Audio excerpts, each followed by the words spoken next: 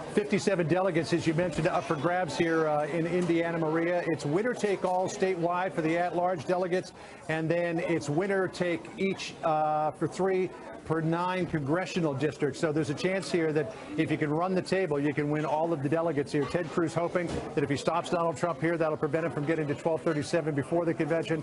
Trump hoping that if he wins here, it's all over. We'll find out in about 48 hours. Yeah, we sure will, John. Thank you. We'll be watching John Roberts on the ground this morning in Indiana. Kat Timpf is with us this morning. Seems to be the last stand for Cruz. I mean, first Carly Fiorina. You know, now, I mean, this is it. Yeah, now he's doing this, like, Lord of the Rings thing where he's saying it's a battle between good and evil in a primary. That is so strange. Could you imagine if Bernie or Hillary were saying, look, this is between good and evil? They're not? Nobody's going to vote based on that, like, oh, wow, I didn't know that. I didn't know that the other guy was evil, so I really better get out and vote. No, it's cheesy.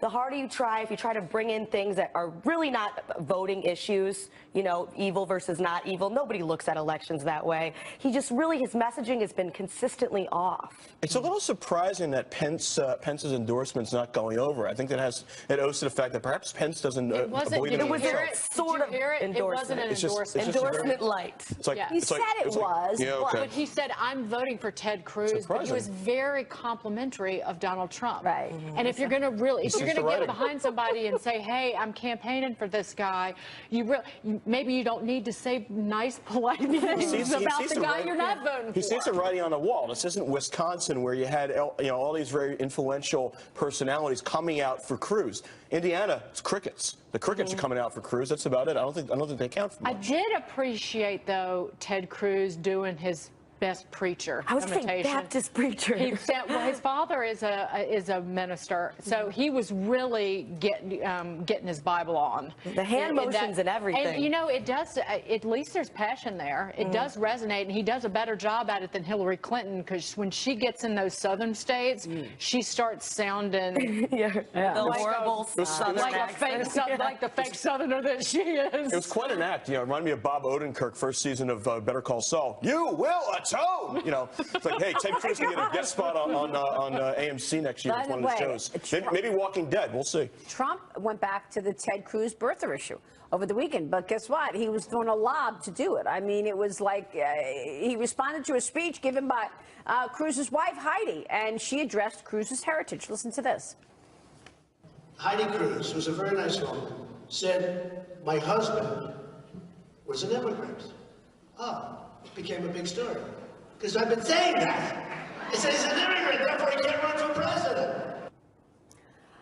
Your thoughts on this, Kat? I mean, obviously, Heidi Cruz comes out, she says, my husband is an immigrant. She was trying to appeal to the Hispanic voter.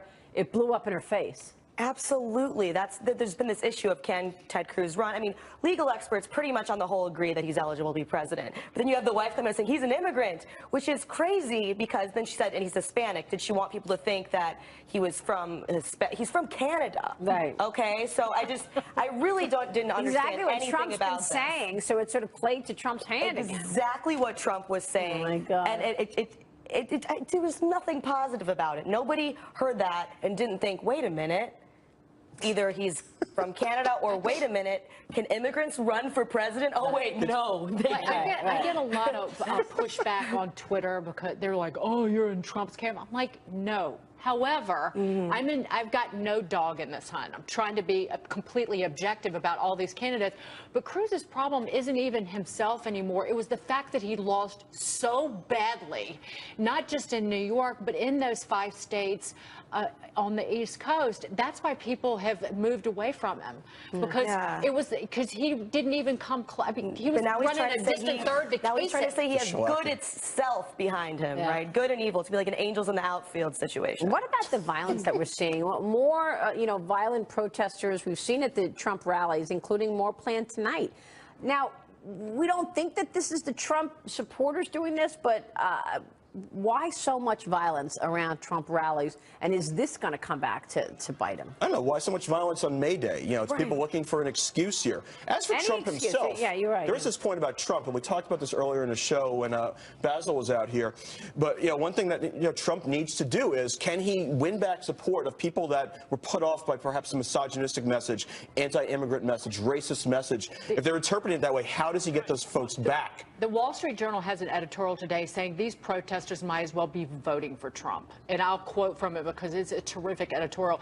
Every protester who breaks the law or waves a Mexican flag as a political statement in favor of illegal immigration might as well be voting for Ms. Absolutely. Wow. Well, So it's playing to him that much. Absolutely. Yeah. They're shutting down roads. It's like they don't make themselves look like rational people. It's not useful. Yeah, It's not helpful to their own cause, whatever that is. Whatever it is, right? If you don't like him, fine, we get it. Yeah. But what do you want people to do? And I'm not using Well, that's how I was thinking when I went to the White House Correspondents' Dinner this weekend. As I'm walking into the hotel, and I took a picture of it so we could show you later, all these protesters, and I'm thinking to myself, what do you want? Do you want President Obama to come out and write you a check? Yeah. What are you doing? I mean, it's just to try to create anarchy.